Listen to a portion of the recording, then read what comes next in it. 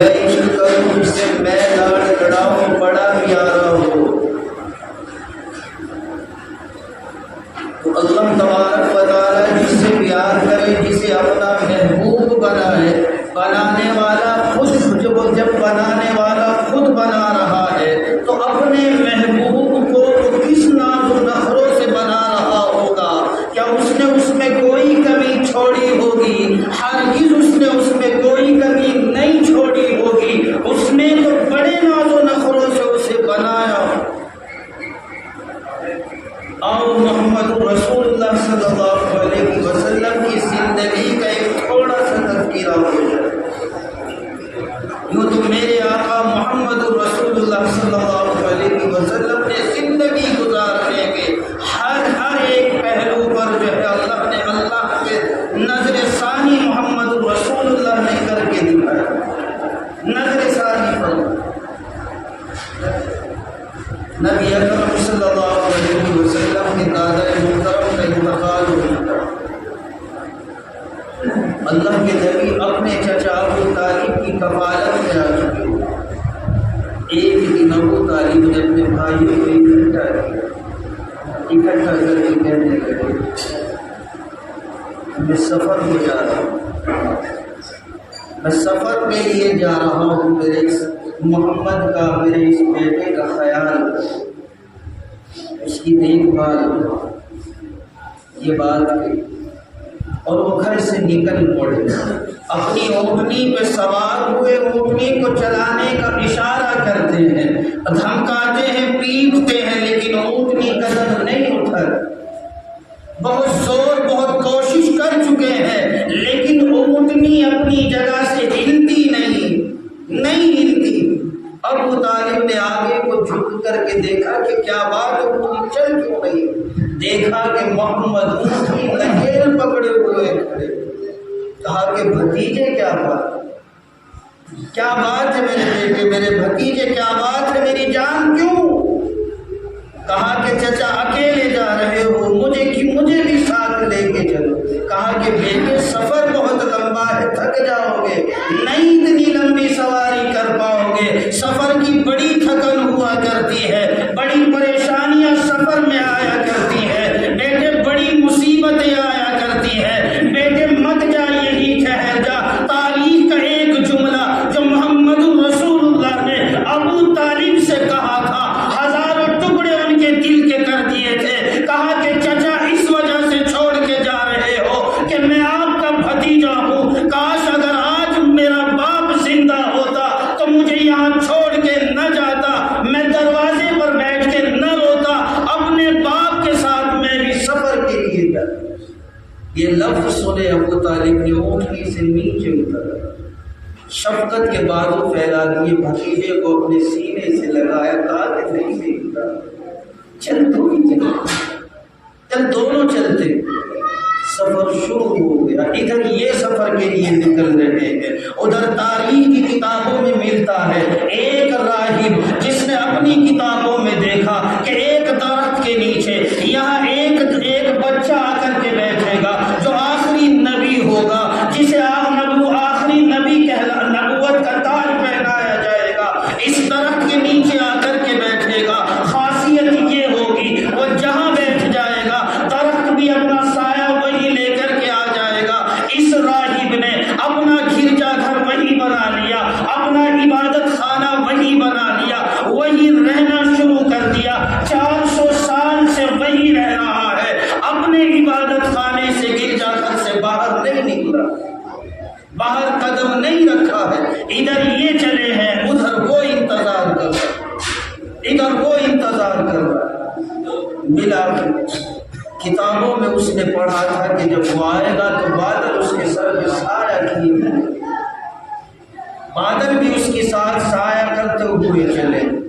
اب تو کتابوں سے علم ہوا کہ زمانہ اب قریب آ چکا ہے، اب بہت جلد آنے والا ہے. اب وہ گرجا گھر کی چھت کے اوپر کبھی چڑھتا ہے، اترتا ہے، کبھی اس کونے سے جا کر کے دیکھتا ہے شاید ادھر سے آ رہے ہوں گے، کبھی اس کونے سے جا کر کے دیکھتا ہے شاید اس سمت سے آ رہے ہوں گے، کبھی ادھر جاتا ہے، کبھی ادھر جاتا ہے، نظریں دوڑاتا ہے. ایک دن وقت آیا، نیچے اترا.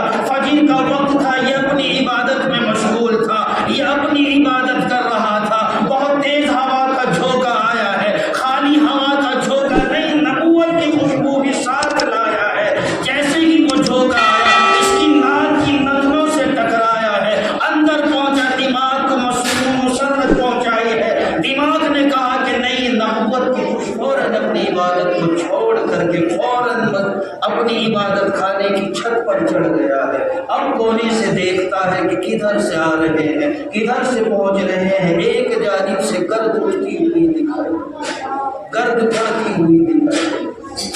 فجر کے وقت میں بھی اور آپ بھی اٹھتے ہیں، بڑا سہانا وقت، لیکن فرق اتنا ہے کہ جب اعلان ہونے لگے، حضرات سنیے، ایک اعلان سنیے، جس نے موبائل چلا رکھا ہے وہ بھی اپنی آواز کو کم کرتا ہے، گھر میں شور ہو رہا ہے وہ بھی خاموشی اختیار کرانے کی کوشش کرتا ہے، شور نہ کرو، نہ معلوم کیسا اعلان ہو رہا ہے، پتہ تو لگے کیا چیز ہو رہی ہے۔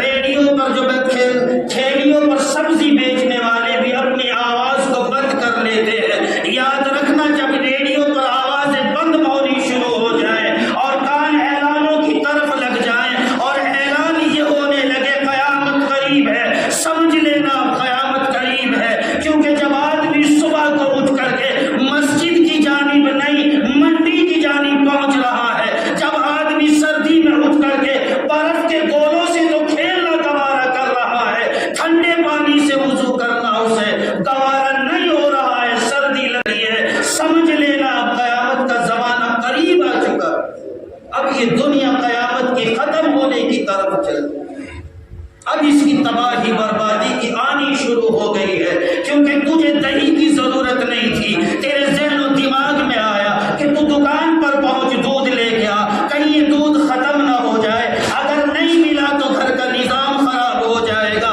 گھر کے بچے ناشتہ کر کے اسکول کس طریقے سے جائیں گے، جلدی پہنچ سبزی لے کے آ، سبزی نہیں لے کے آیا تو نظام بگڑ جائے گا، اور تیرے سبزی لانے سے، تیرے دودھ لانے سے گھر کا نظام سدھرتا ہے، آج سن کے جا، نماز پڑھنے سے قبر کا نظام سدھرتا ہے۔ اگر سبزی گھر کا نظام سدھار رہی ہے تو صبح کی حمد، صبح کا یہ ہاتھ باندھنا اور اللہ کے سامنے گڑ گڑانا اور رکوع اور سجدہ کرنا، یہ تیرے قبر کے نظام کو سدھار رہا ہے۔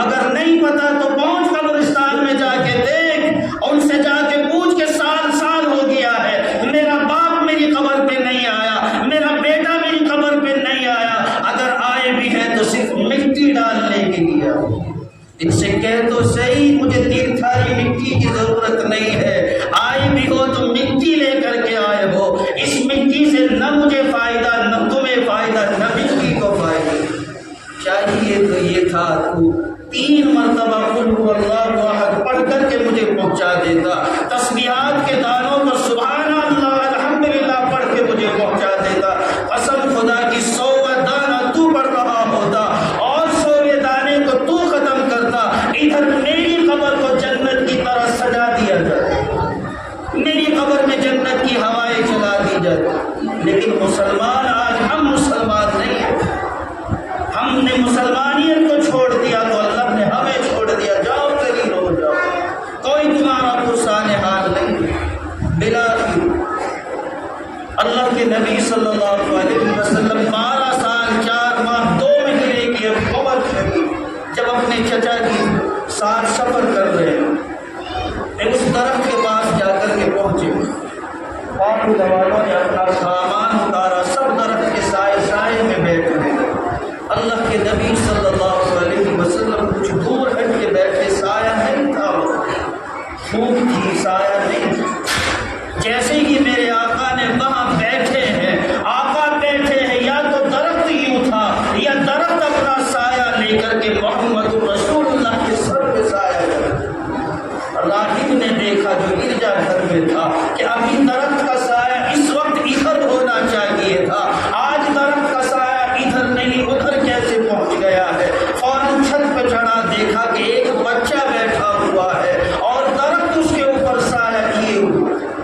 درخت نے اپنا سایہ اس کے اوپر کیا ہوا ہے، نیچے اوپر، جو گرجا گھر کے خادم تھے کہنے لگے کہ یہ جو وہاں بیٹھے ہوئے ہیں جاؤ ان کی دعوتیں کر دو، آج ان سے کہو کہ آج تم گرجا گھر والے تمہاری دعوت کر رہے ہیں، ان سے جا کے کہیں دعوت کے کوئی چودھری نہیں، اس طریقے کی اگر یہ ایسے پیسے والے لوگ اگر دعوتیں کر دیں، قافلے والوں کی تو بڑی خوشی ہوا کرتی ہے، انہیں بھی بڑی خوشی ہوئی کہ ہماری دعوائیں کہا کہ انہوں نے دعوت قبول کر دی، دعوت قبول کر دی، راہب کہ کتنے اچھے لذیذ عمدہ کھانے تم بنانا جانتے ہو، بناؤ، کوئی کمی نہیں رہنی چاہیے۔ پوچھنے والوں نے کہا ایسا کون آ رہا ہے جس کے لیے اتنی ہلچل کی جا رہی ہے، جس کے لیے اتنی تیاریاں ہو رہی ہے؟ کہا کہ جو میں جانتا ہوں وہ تم نہیں جانتے ہو، جو آ رہا ہے اس کا علم مجھے ہے، تمہیں نہیں، تمہیں علم نہیں۔ بالآخر کھانے تیار ہو گئے، کہا کہ بلا کے لاؤ۔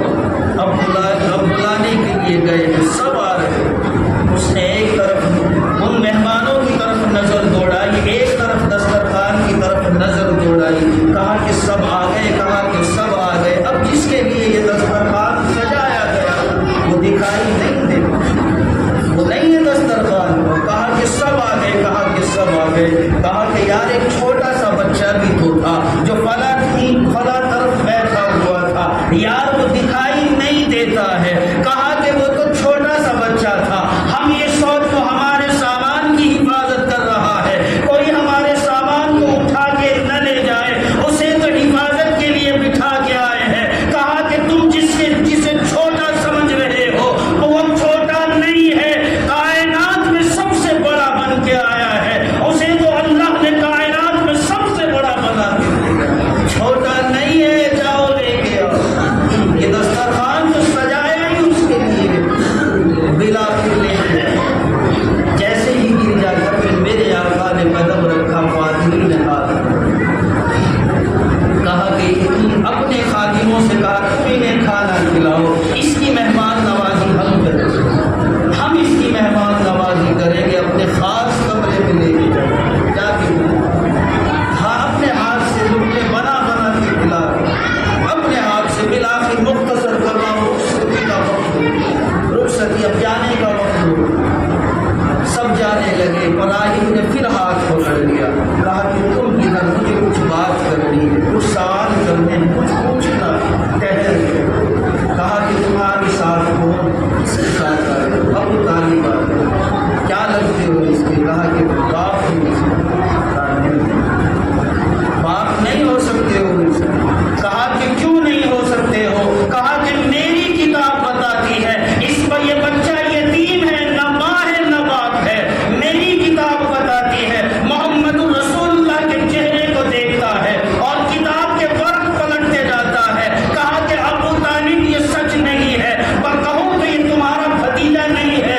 ابو طالب نے کہا ہاں یہ میرا بھتیجا ہے۔ کہا کہ بیٹا کیوں کہتے ہو؟ کہا کہ محبت اتنا ہی کرتا ہوں، بیٹے جیسی پیار کرتا ہوں، بیٹے جیسا پالتا ہوں۔ کہا کہ ایک بات بتاؤں، یہ کون ہے جانتے ہو؟ کہا نہیں جانتا۔ کہا کہ آنے والے وقت کا یہ دشمنوں سے حفاظت فرما اس کی، ابو طالب واپس پلٹ جا، آگے نہ لے جا، اگر کسی نے پہچان لیا تو مصیبتیں کھڑی ہو جائیں گی۔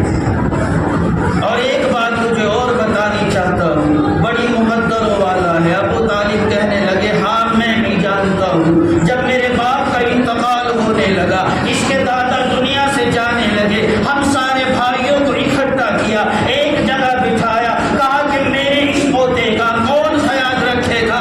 ہم سب بھائیوں کی تمنا تھی کہ ہم اسے رکھیں، ہم اس کی پرورش کریں، لیکن پھر ہمارے دادا نے اسی سے پوچھ لیا کہ بیٹے تو اپنی مرضی بتا، اس نے تو امیری کو ترجیح نہیں دی، میں اپنے بھائیوں میں سب سے غریب تھا اور اتنا غریب تھا کہ میرے گھر میں کئی دن کے فاقے ہو جاتے تھے، یہ اپنی جگہ سے اٹھے اور میری گود میں آ کے بیٹھ گئے، میری گود میں آ کے بیٹھ گئے، میں اپنے گھر لے کے آ گیا۔